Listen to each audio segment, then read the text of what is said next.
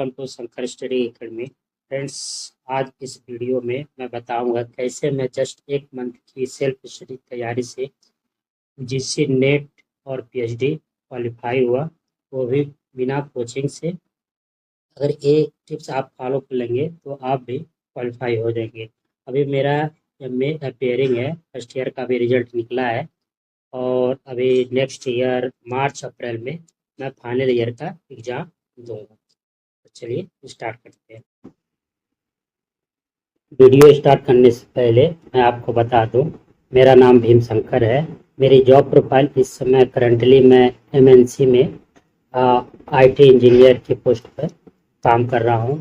जो मेरी शिफ्ट होती है 9 से 10 आवर की होती है, तो उसी में टाइम निकाल करके मैंने 2 से लेकर 3 घंटे रेगुलर पढ़ाई किया। किसी किसी दिन 4 से 5 दिन, जब वीकेंड होती थी, सैटरडे को कभी कभी लीव मिल जाते थे और संडे को, तो दिन मैं पूरा दिन लगभग 8 से लेके 12 घंटे का स्टडी करता था।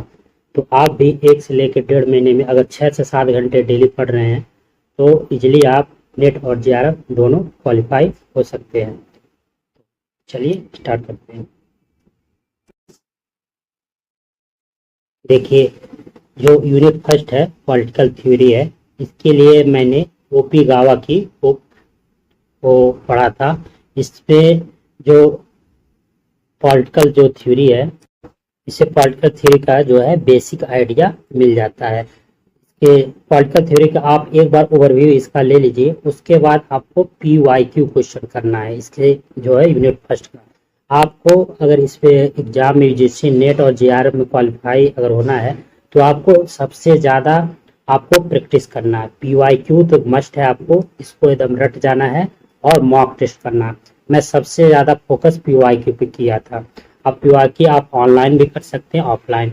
ऑनलाइन में बहुत से ऐप हैं, जैसे कि हॉलीबोर्ड है, अड्डा 24/7 का ऐप है और टेक्स्ट बुक है। अब मुझसे पूछेंगे तो मैंने टेक्स्ट बुक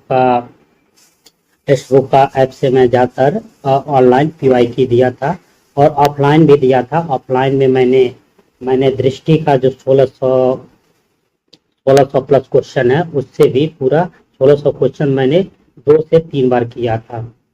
और आपको इसमें स्क्रीन पे दिख रहा होगा दृष्टि का, तो आप अगर इसको अगर लेना चाहते हैं तो ले सकते हैं। कोई स्पॉन्सर नहीं है, मैं आपको बता रहा हूँ कि मैंने दृष्टि का जो 1601 क्वेश्चन है, इसको मैंने लिया था, इस बुक को लिया था और मैंने टेक्स्ट बुक से टेस्ट दिया था। ठीक है, नेक्स्ट देखते हैं। नेक्स्ट है Indian political thought. Indian political thought भी ओपी गावा का इंग्लिश में भी आता है और हिंदी मीडियम भी दोनों आता है। और अगर इंग्लिश मीडियम वाले अगर ओपी गावा का अगर नहीं लेते हैं तो इग्नू वाला ले सकते हैं।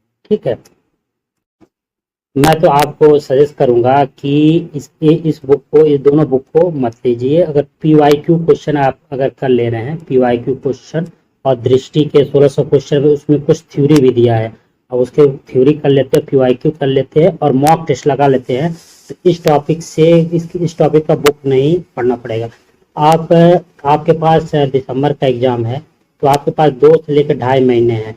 तो इसमें अगर ज़्यादा बुक पढ़ेंगे तो आपको रिवीजन नहीं कर पाएंगे।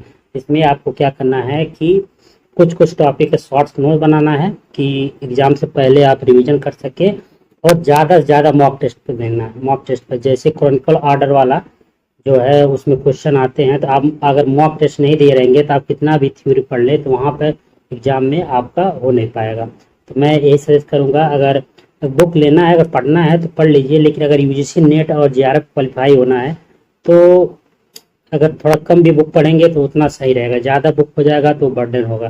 बाकी आपको नॉलेज के लिए अगर पढ़ना है तो पढ़ सकते हैं।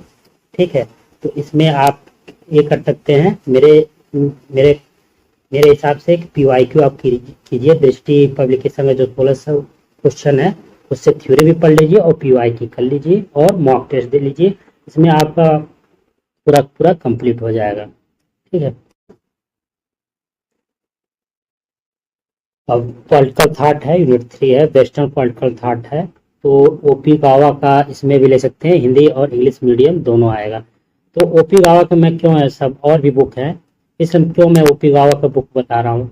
ओपी गावा बुक क्या होगा कि आप एक लेखक को, एक राइटर को आप फॉलो करेंगे तो उसका थॉट प्रोसेस सेम होता है, तो आप उससे पढ़ेंगे तो उसका जो जितने भी होंगे पार्ट्स, जैसे पॉलिटिकल थॉट पढ़ रहे हैं, वेस्टर्न पॉलिटिकल थॉट पढ़ रहे हैं, पॉलिटिकल थ्योरी पढ़ रहे हैं, तो उसका जो भी होता है उसके थॉट वो रिफ्लेक्ट करते हैं, तो आपको अंडरस्टैंड करने में सही होता है। नहीं तो आप क्या हुआ कि पॉलिटिकल थ्योरी किसी और से पढ़ लिए, राइटर से पॉलिटिकल थॉट किसी और से पढ़ लिए, तो वहाँ पर बहुत ज़्यादा अंडरस्टैंडिंग के लिए प्रॉब्लम होती है।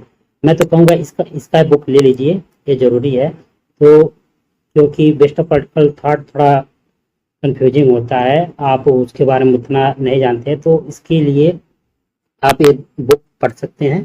ठीक है, और एक एक पॉलिटिकल थॉट को उसको उठाइए और उसको पढ़िए, फिर उसके रिलेटेड PYQ कीजिए, या तो पूरे पॉलिटिकल जो जितने पॉलिटिकल वो वेस्टर्न पॉलिटिकल थॉट वाले हैं उनको पढ़िए, एक साथ पूरा पढ़ लीजिए, उसके बाद फिर PYQ कीजिए। ठीक है, और मॉक टेस्ट दीजिए। ठीक है, चौथा यूनिट है कंपैरेटिव पॉलिटिकल एनालिसिस। ठीक है, तुलनात्मक राजनीति। तो जेसी जौहरी का ये बुक है। ठीक, अगर इसको पढ़ना चाहते हैं तो पढ़ सकते हैं। अगर यूजीसी नेट के लिए आप चाहते हैं तो नेट और JRF के लिए तो नहीं पढ़ेंगे तब भी काम चल जाएगा।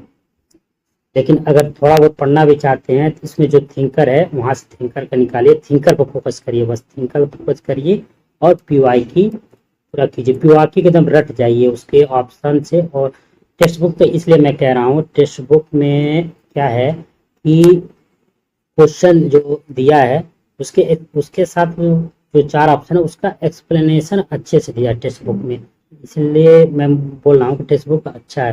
बाकी दृष्टि का है, दृष्टि में उसमें थोड़ी सी थ्योरी दी है, तो बेसिक अंडरस्टैंडिंग के लिए। फिर क्वेश्चन है, क्वेश्चन वो पूरा अच्छा खासा मतलब 2018 से लेके अभी तक का दिया है। दृष्टि का एक और डिसएडवांटेज ये है कि उसमें लैंग्वेज थोड़ा टफ दिया है। ठीक है, टेक्स्ट बुक में लैंग्वेज थोड़ा ठीक ठाक है, बाकी दृष्टि में थोड़ा लैंग्वेज टफ दिया है। तो अगर दृष्टि का भी नहीं लेना चाहते PYQ के लिए तो आप अरिहंत का ले सकते हैं, और भी मार्केट में है यूथ कंपटीशन का, उसका भी ले सकते हैं, तो आपको जो अच्छा लगे।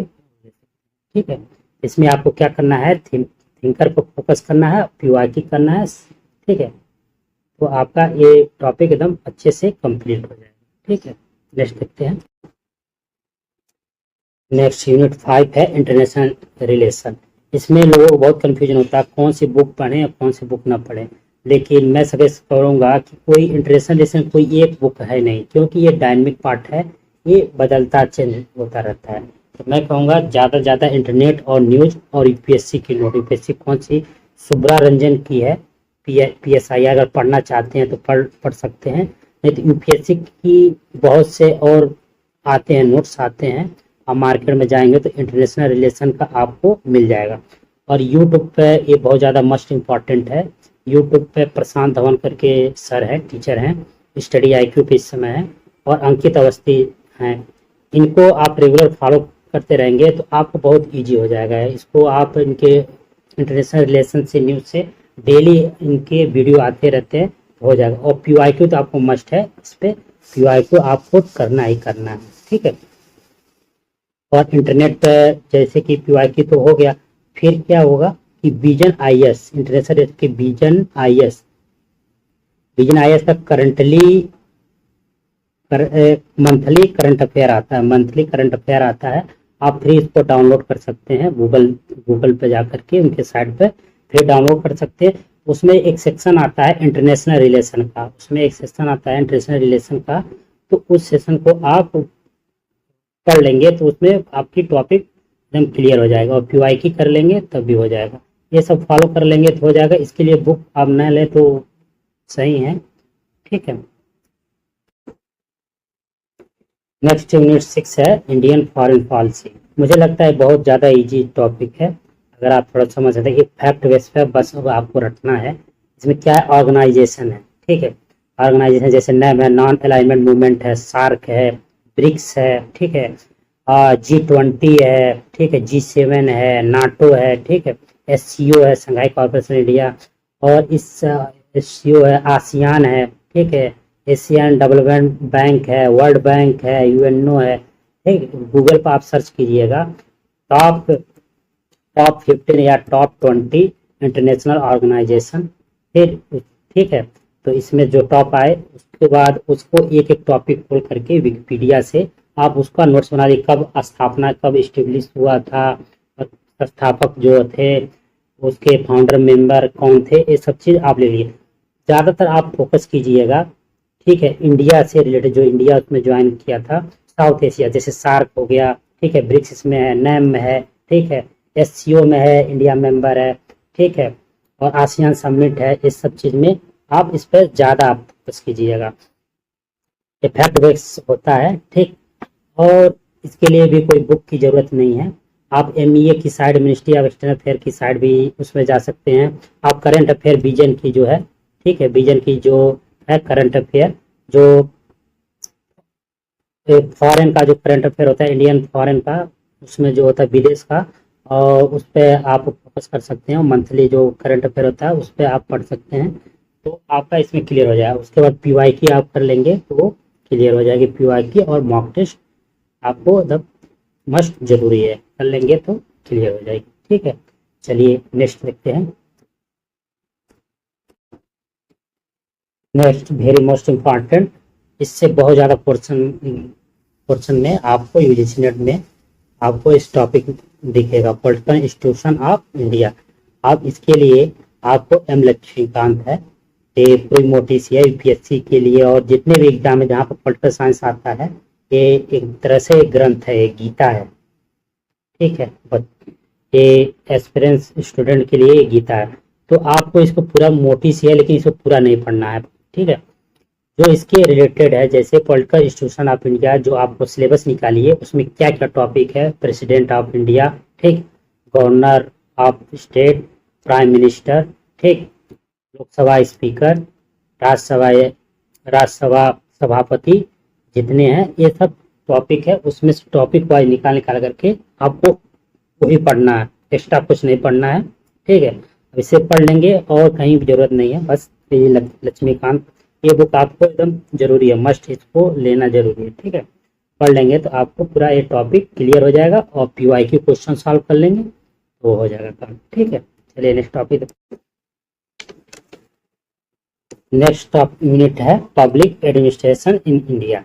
तो पब्लिक एडमिनिस्ट्रेशन इंडिया, इसमें भी लक्ष्मीकांत से जो पब्लिक एडमिनिस्ट्रेशन वाला टॉपिक है, सोशियो इकोनॉमी, ठीक है, पब्लिक पॉलिसी इन इंडिया, ये वाली टॉपिक होगा, गवर्नेंस, ठीक है, ये वाली टॉपिक होगा। तो ये 3-4 टॉपिक है, आप लक्ष्मीकांत से इसको कर सकते हैं। उसके बाद अगर कुछ टॉपिक आपको बच जाता है तो दृष्टि का जो 1600 जो प्रीवियस ईयर क्वेश्चन वाला है, तो उससे आप ओवरव्यू ले सकते हैं, बाकी जो बचा कुचा। फिर आपको करंट अफेयर, तो आपको विजन आईएएस वाला जो है, ठीक है, पब्लिक एडमिनिस्ट्रेशन का उसमें आएगा, तो टॉपिक रहेगा गवर्नेंस का टॉपिक होगा, तो उसको आप मंथली करंट अफेयर होता है उससे आप क्लियर कर लेंगे, ठीक है। और पीवाईक्यू को आपको तो लगाना ही लगाना, पीवाईक्यू लगाएंगे आप, अब इजिली उसको आप टैकल कर लेंगे, ठीक है। चलिए नेक्स्ट देखते हैं। गवर्नेंस, नेक्स्ट यूनिट 10 है last, governance and public policy in India. इसको भी governance and public policy in India है, इसको भी लक्ष्मीकांत से आपको पढ़ना पड़ेगा। इसमें थोड़ा डायनेमिक पार्ट है, इसमें करंट अफेयर थोड़ा ज़्यादा आता है, ये भी जो है करंट अफेयर विजन आईएएस का है जो है, आप पढ़ लेंगे और पीवाईक्यू लगा लेंगे, ठीक है। यूट्यूब से आप जो है, यूट्यूब से आप पब्लिक पॉलिसी जो इंडिया की है जो, तो ये सब देखो लेंगे तो हो जाएगा काम। और इसमें जो टॉपिक आती है, लोकपाल होता है, लोकायुक्त होता है, ये सब चीज़ होगी, तो आपका ये सब क्लियर हो जाएगा। और लास्ट में आप पीवाईक्यू कर लेंगे तो ये भी क्लियर हो जाएगा।